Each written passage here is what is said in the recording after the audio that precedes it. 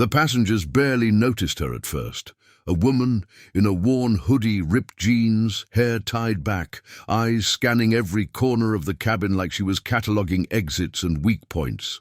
But when she hesitated near seat 14C and refused to sit down as the engines began to hum, everything spiraled. Flight attendants whispered, passengers muttered, and one man called her suspicious. Within minutes, security was summoned to escort her off the plane. Phones came out, people recorded. Some laughed, some looked afraid. She didn't say a word, just stared at the cockpit door, jaw clenched, pulse steady. And just when she was about to step off, the intercom crackled with a voice no one expected. "This is Captain Reynolds. Falcon, we need you." The cabin froze. The woman's eyes narrowed. Every phone dropped in silence. What they didn't know was that the woman they were kicking off the plane had once been the most feared pilot in the skies, the one the Air Force called when all else failed. And the skies outside were no longer safe. Subscribe for more mind-blowing, true-to-life thrillers like this one, where heroes rise from places no one expects. The flight to London was supposed to be routine, a red-eye filled with tired business travelers, chatty tourists and crying babies.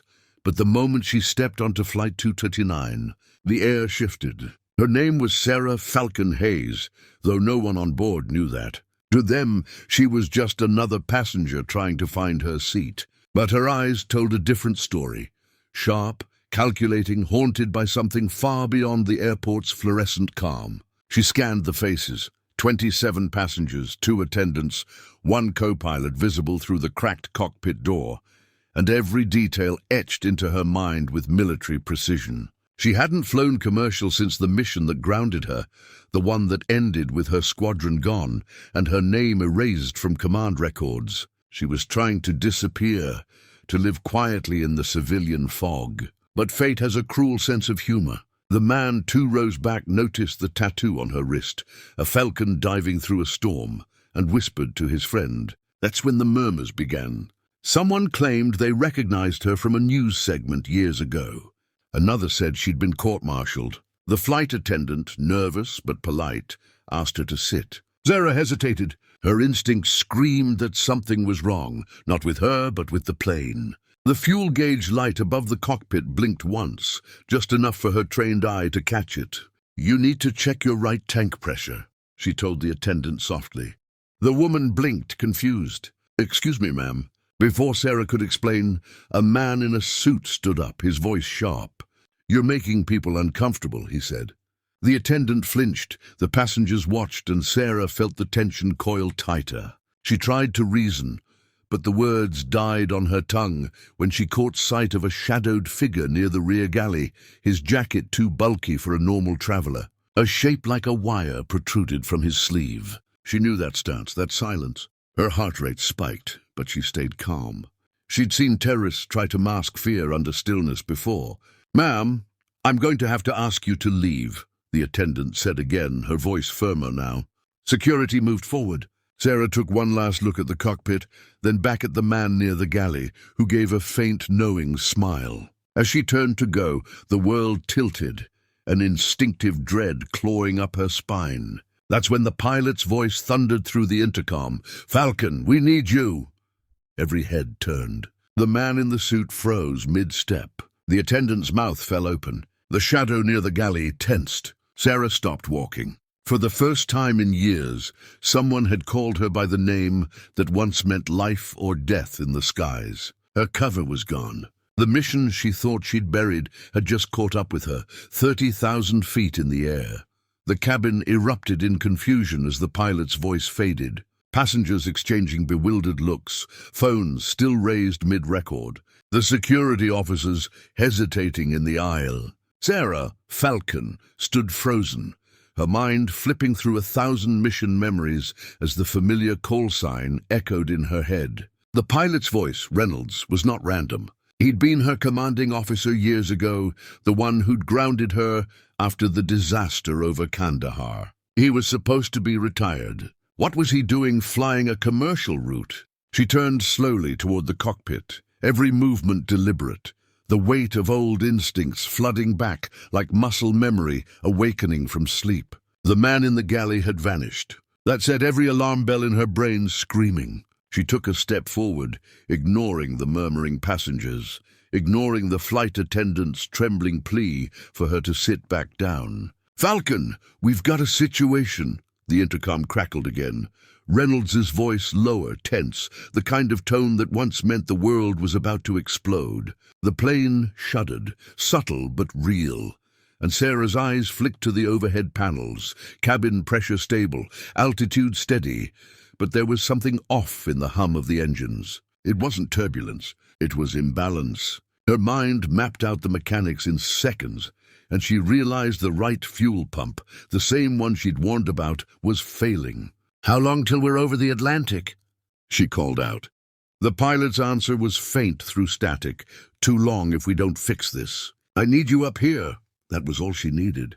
She brushed past the stunned security officers, pulled the cockpit door open like she'd never been gone, and stepped into the storm of flashing instruments. Reynolds turned in his seat, older, grayer, but his eyes still sharp.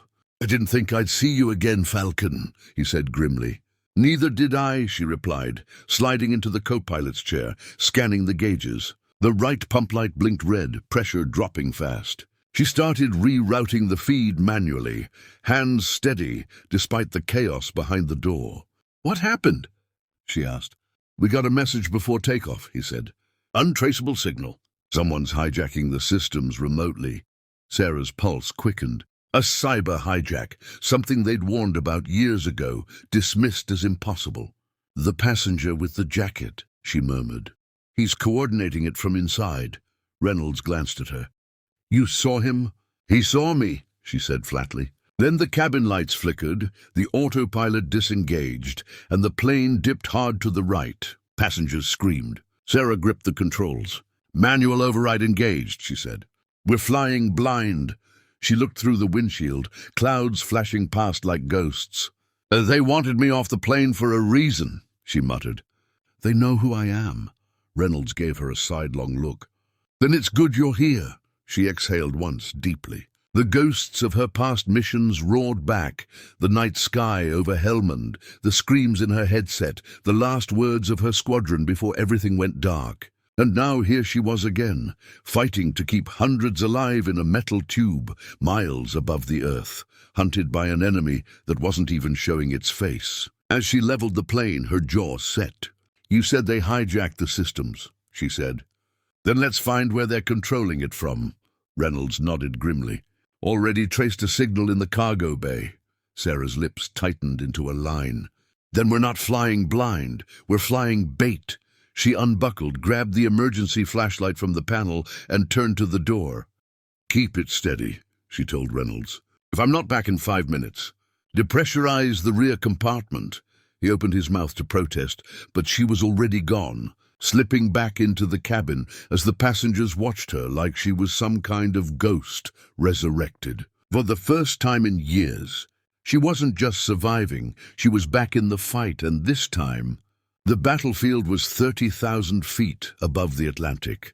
The aisle felt longer than any runway she'd ever crossed, the air thick with fear and the muffled sobs of passengers who didn't yet realize how close death had come to buckling their seatbelts beside them. Sarah moved fast but silent, her eyes locked on the rear of the cabin where the galley's curtains swayed slightly in the recycled air. She could feel eyes on her, some hopeful, most terrified, but she didn't care. Every instinct screamed that the man with the jacket was still here, somewhere between the storage compartments and the lavatory doors, waiting for the perfect moment to strike. The hum of the engines deepened, then stuttered. The lights flickered again. She knew what that meant. Someone was in the avionics relay, tampering with the backup system. She slipped past the final row, crouched low, and listened. A faint metallic click, then another. A heartbeat later, the curtain moved, and he lunged. The man was taller up close, his face half hidden beneath a baseball cap, but his eyes burned with purpose. He drove forward with a knife, the glint of the blade catching a strip of emergency light. Sarah sidestepped, caught his wrist mid-swing, twisted hard, and slammed him into the galley wall with a dull crack. The knife clattered to the floor. "Who sent you?" she hissed, pressing her forearm against his throat. He sneered through the choke. "Doesn't matter. You're already too late." Then his eyes flicked past her to the cargo bay hatch.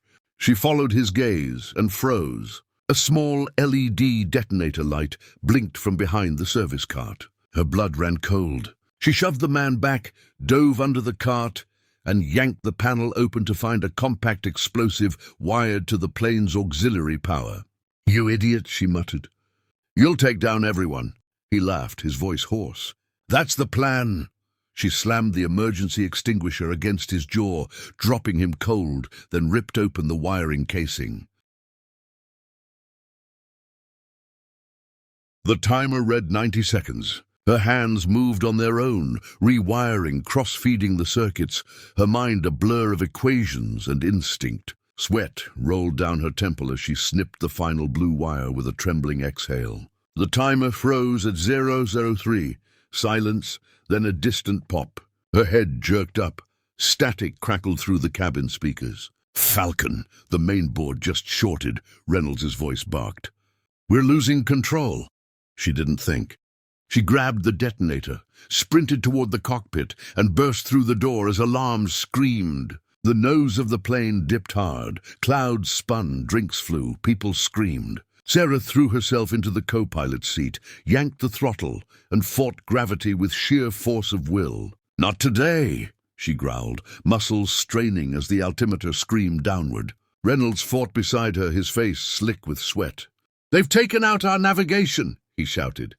"We're dead in the air." "No," she said through gritted teeth, "we're Falcon 1. She flipped a hidden switch under the console, an old override she'd designed years ago, meant to bypass military jammers. The plane's nose leveled slightly, enough to pull them out of the dive. The cabin erupted in gasps and cries of relief, but Sarah didn't smile. The signal interference was still there, stronger now, pulsing from below. They weren't trying to crash us, she realized aloud. They were trying to take control. Reynolds glanced at her, horrified. "Remotely?" She nodded grimly. "Someone's flying this plane from the ground." The realization hit both of them like a gut punch. The bomb had been a decoy, the real weapon invisible. Sarah looked out through the cockpit glass, the endless night stretching ahead. Somewhere down there, someone had locked their systems into a trap, and the only way to break it would mean doing the one thing she'd sworn she'd never do again. Take a plane off autopilot and into freefall. To flush the signal and regain control manually. Her pulse steadied. Her fingers flexed on the yoke. "You trust me, Captain?" she asked. Reynolds swallowed hard. "Always did." "Then buckle up," she said quietly. "Because we're going dark." The cabin lights dimmed as Sarah cut the autopilot, plunging the plane into a controlled freefall that felt like chaos to everyone else on board. Screams filled the air. Luggage burst from overhead bins. Drinks floated and shattered, and yet in the cockpit there was a strange calm. Two pilots locked in a deadly dance with gravity itself.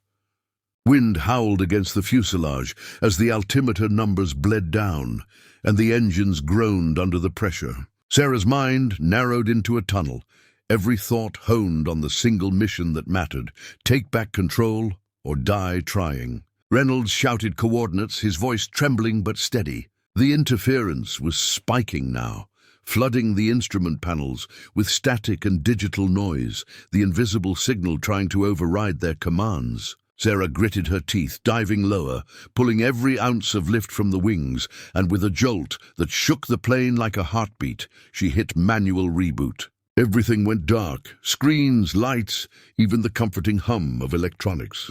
For 10 seconds, there was only the sound of rushing wind and terrified prayers from the passengers. Then, like a sunrise through storm clouds, the controls flickered back to life. The interference vanished. She'd severed the connection. "We're back," she whispered, gripping the yoke with iron focus. "Falcon, you did it!" Reynolds gasped, voice cracking with relief. But she wasn't celebrating. Her eyes darted to the radar. One blip still followed them, small but fast, a drone tracking their descent. "They're not done," she said. "That signal came from this." She slammed the throttle, pitching the nose upward, the engines roaring as the aircraft clawed back into the sky. The G-force pressed them deep into their seats, but she didn't relent. Through the cockpit glass, a shadow glimmered beneath the clouds, a small black drone, its rotors slicing through mist, loaded with what looked like another explosive payload. "Get me visual lock," she barked. Reynolds punched the radar, and there it was, dead center. "If that thing hits us—" "It won't," she cut him off. She pushed the plane into a banking roll, flipping the massive jet with impossible precision. The kind of maneuver only a combat pilot would dare attempt in a fighter jet, let alone a passenger plane. The drone swerved to adjust, but Sarah was faster. Using the glare of the moon, she angled the plane's wingtip, skimming so close that the drone's sensors misread the reflection. The device turned sharply, confused, and detonated mid-air in a flash of white fire that lit the clouds like day. The shockwave rattled the jet, alarms blaring, but they held steady. "Target neutralized," Reynolds breathed, his voice shaking. Sarah exhaled slowly, her heartbeat hammering in her ears. The plane steadied, the passengers sobbing and cheering in disbelief, unaware of just how close they'd come to being erased from the sky. She glanced at Reynolds, who looked at her with the quiet awe of a man who'd just seen the impossible done. "You never lost it," he said softly. She gave a small, tired smile. "Never had the chance to." When they finally landed, the runway was lined with flashing emergency lights and armed personnel. The passengers disembarked in silence, faces pale, some weeping, some whispering her name like it was myth. Sarah stayed behind, standing in the doorway of the plane she'd just saved. Reynolds stepped up beside her. "They'll want statements, debriefs, maybe medals," he said. She shook her head. "Tell them Falcon's still grounded." She turned, walking down the steps into the cool night air, her figure disappearing into the blinking strobes of the tarmac. Behind her, the pilot's voice carried faintly, almost reverent, "You saved them all." But Sarah didn't look back. She'd flown her last mission, broken her own exile, and proved one final truth the skies would never forget. When the world falls apart, some heroes don't wait for orders. They just take control.